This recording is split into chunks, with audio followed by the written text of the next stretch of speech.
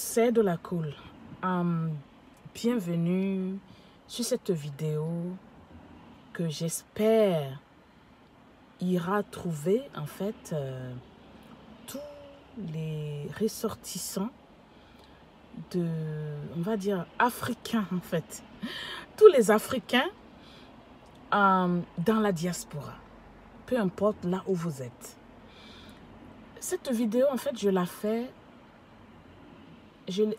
après beaucoup d'observations, après beaucoup de choses que j'ai vues. J'aimerais en fait qu'on échange, j'aimerais qu'on parle. Comme en fait je ne pourrais pas toquer chez chacun et puis savoir ce que chacun fait.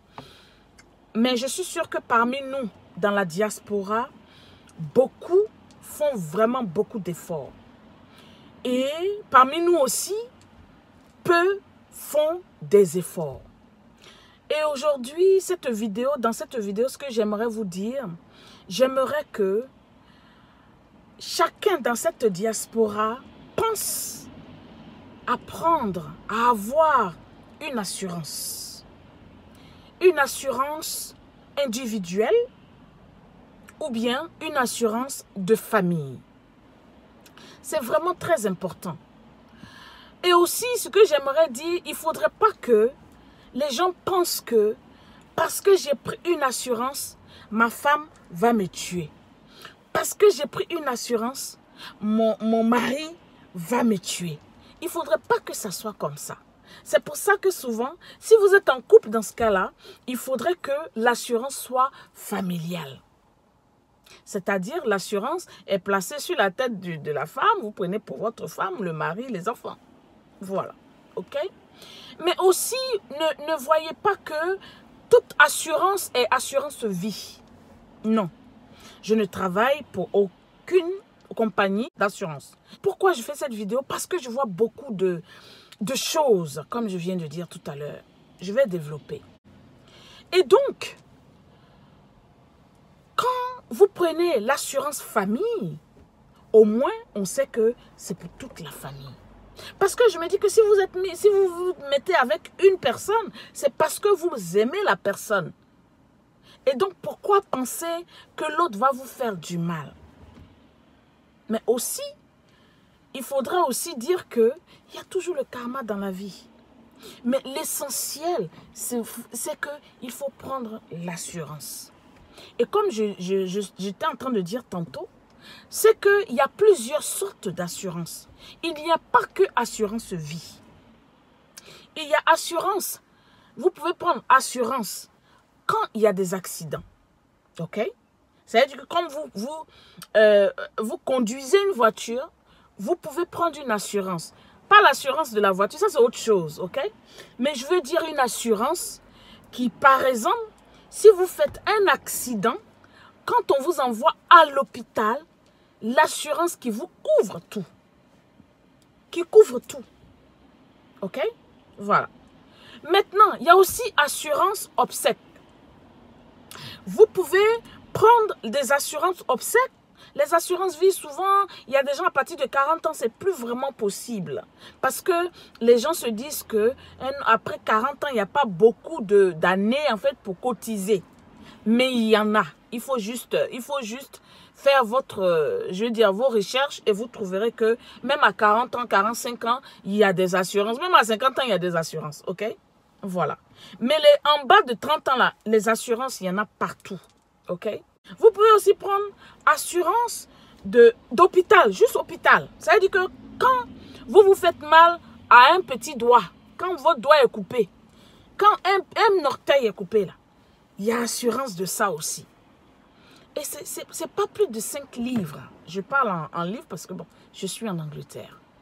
Ce n'est pas plus de 5 livres. Il y a des assurances même vie qui ne sont pas plus de 10 livres. Il y a des assurances en général ici, avec 6 livres, ça veut dire 9 euros, 10 euros, vous avez des assurances. Par mois en plus. Mes frères et sœurs, optons à prendre assurance. Parce que je vais vous expliquer un truc. Nous sommes à la diaspora, ça veut dire que chacun, Nous tous, on est menés à mourir.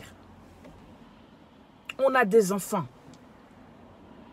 Et donc, si ce genre de choses nous arrive, si on meurt un jour, mais c'est normal, c'est quand même bien de pouvoir laisser quelque chose à nos enfants à l'étranger.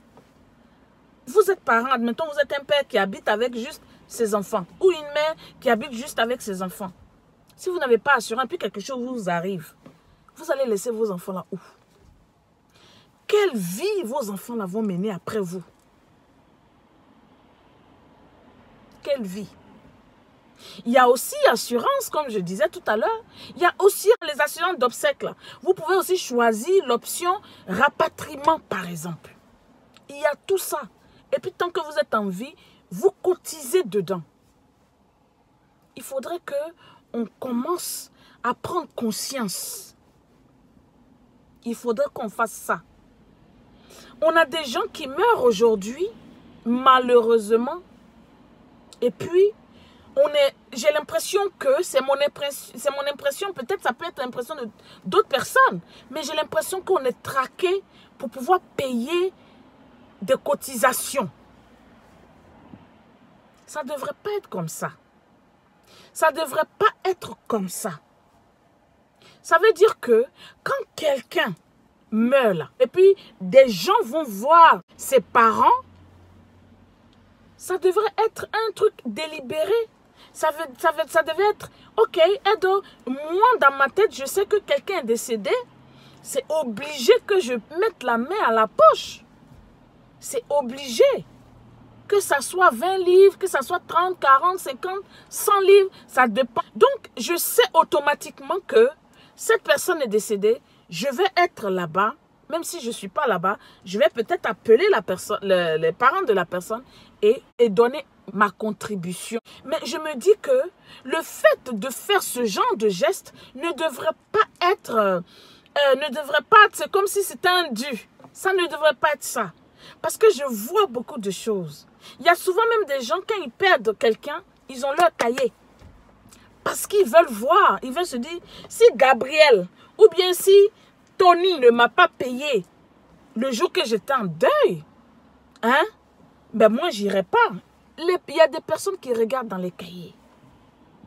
Et c'est comme ça, ce truc-là commence à être dangereux. Parce que tu n'étais pas là-bas, alors moi aussi, je ne serai pas là. Ça ne devrait pas être comme ça. Nous sommes des Africains, ok? C'est des choses qui n'existent pas avec les Blancs, hein? Mais nous sommes des Africains. On s'aime entre nous. Donc, automatiquement, on s'en va et puis yako, on donne le yako.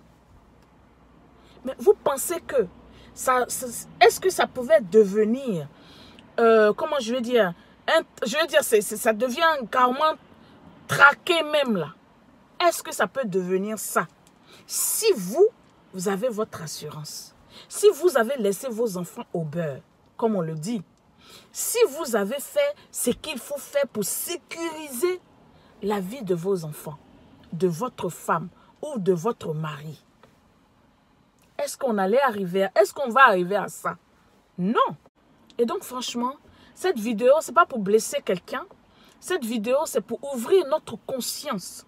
Cette vidéo, c'est pour dire à chacun que on a un devoir vis-à-vis de nous-mêmes, on a un devoir vis-à-vis de nos enfants, on a un devoir vis-à-vis de nos parents biologiques.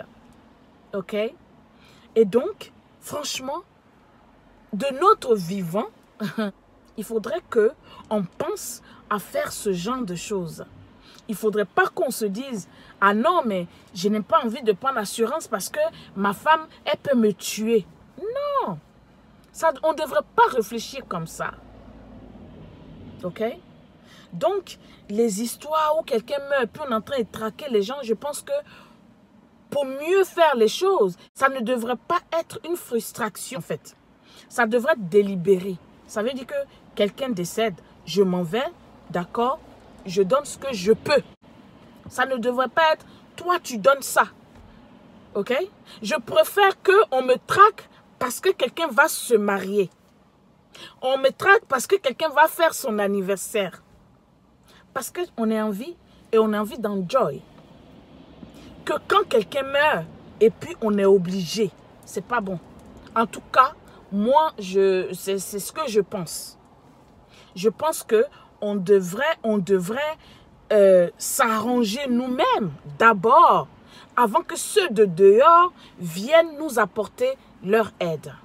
C'est un sujet un peu tabou, donc c'est avec beaucoup d'émotion que je parle de ça. Ça veut dire que quand vous mourrez là, on ne va pas courir dans les poches des gens pour pouvoir vous rapatrier par exemple. Et regardez les enfants, il y a un truc quand même que vous devez savoir.